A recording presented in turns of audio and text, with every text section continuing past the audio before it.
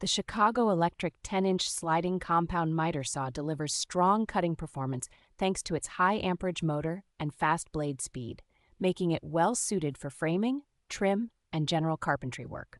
Its sliding rails allow you to handle boards up to roughly 12 inches in width, giving this saw an impressive crosscut capacity for a 10-inch model.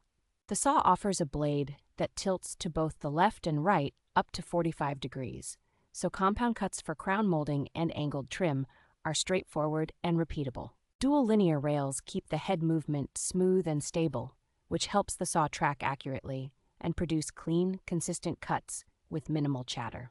User-friendly touches like accessible motor brushes and clearly marked angle adjustments make setup and maintenance relatively simple even for newer users. Included accessories such as the dust collection bag, extension supports, and table clamp add real day-to-day convenience by helping control debris, support longer stock, and secure workpieces safely.